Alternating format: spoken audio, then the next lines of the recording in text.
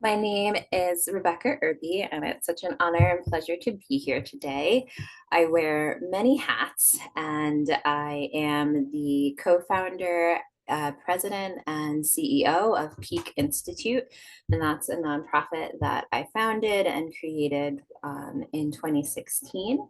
And I am also the director of transformational change at New Detroit, the nation's, and that's America, but the country's oldest racial justice coalition. And I practice. So for New Detroit, most of my work is in Michigan, but with Peak Institute, our work is really international. We have done most of our work in the Pacific Islands and Asia, and then doing partnerships between young people here in the US and some of those Pacific Islands. That sounds wonderful. So tell us, please, a little about your work and what difference it makes. And if you have a story to share with us, we'd love to hear that. Sure. Yeah. So I would say that my work really has always been focused on how to create more peace and balance in the world and what that looks like. And I really allowed that North Star to lead me to the work that needs to be done and to where I'm being called. So I've actually lived and traveled in many countries over the world. Some of the biggest work that I've done has been in conjunction with Hiroshima and ICANN International with the work that we did on the treaty for, so the TPNW, or the Treaty to Prohibit Nuclear Weapons. We did a lot of work on that. Peak was actually named the international campaign manager for that project with Hiroshima, the city of Hiroshima, and the Peace Museum. We went on to collect millions of signatures and delivered them to the United Nations. We were also a part of the team that won the 2017 Nobel Peace Prize, which we're very, very proud of that work. And in doing that work, there were so many organizations that were working on different components. And the piece that we really worked on was working with the survivors, which are called hibakusha, and making sure that their stories were at the forefront. So Peak's mission is really to provide a platform for those whose voices have been silenced in the past.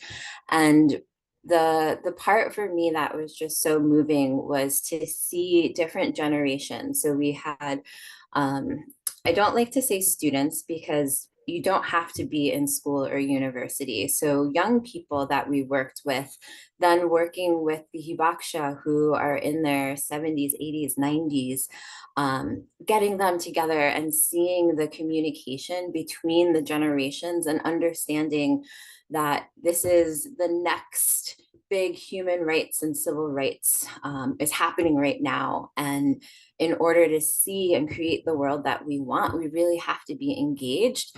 We need the knowledge from our ancestors and from our elders, but it's the youth and people who are envisioning that world where we come together that's going to be able to create this that we really want to see. So it's been my biggest joy to see some of the young people from places like the Marshall Islands and Fiji and different places that were impacted by nuclear testing, getting their stories in conjunction with the hibakusha from Hiroshima and Nagasaki, but getting them together so that they could share stories and heal, but then also what that impact that had on other folks around the world who were able to hear those stories and understand that what we were talking about was not militarism and it wasn't in this sphere that was unattainable. It's what's happening to us as humans in community, and how when we come together and we make a decision that we really truly can have an impact. People told us that we were insane, that we were crazy, that it was never going to happen.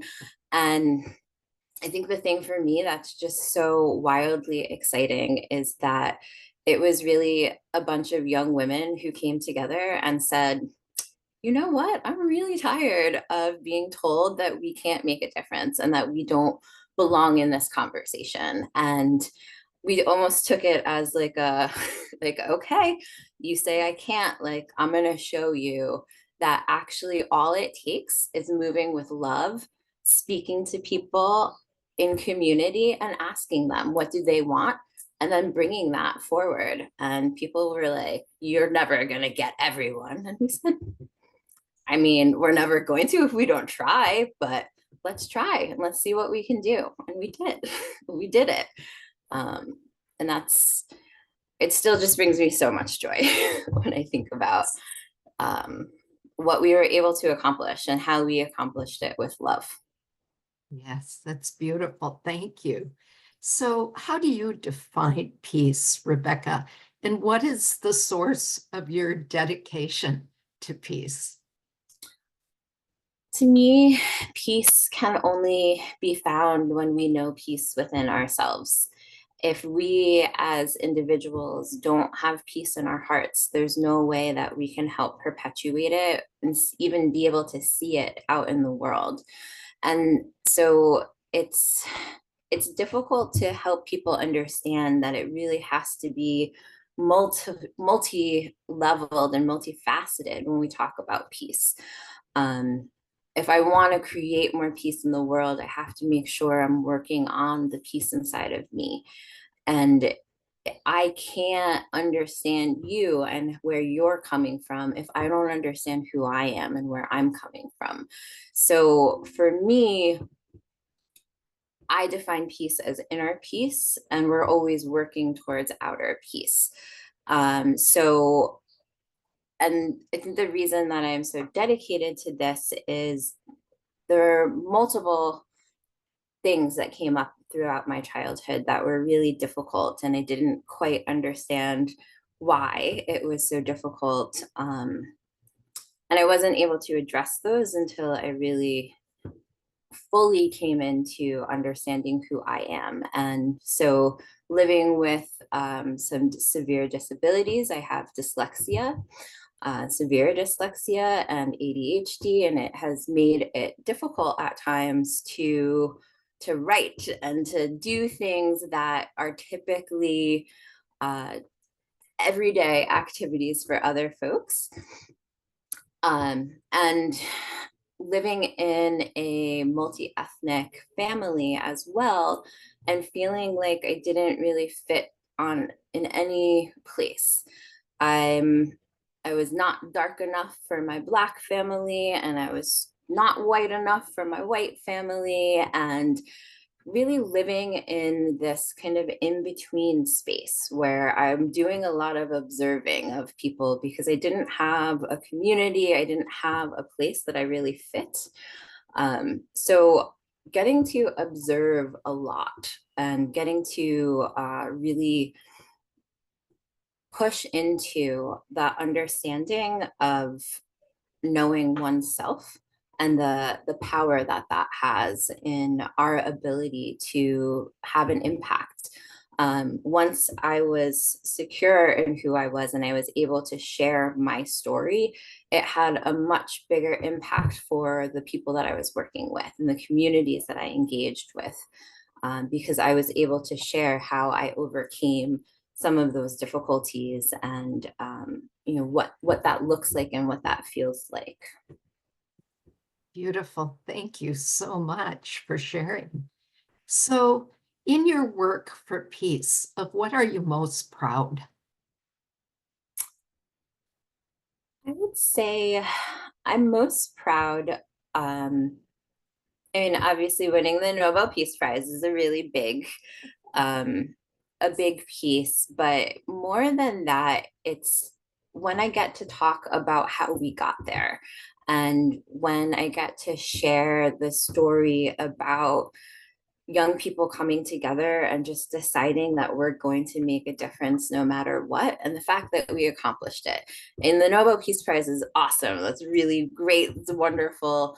It's a beautiful accolade to have. But it's the fact that we can provide hope for people, showing people that it's possible, that you can have a really audacious, crazy idea. We're going to go into every country and talk to them, and we're going to make a difference. And people are like, you're nuts. I'm like, okay, but it's possible.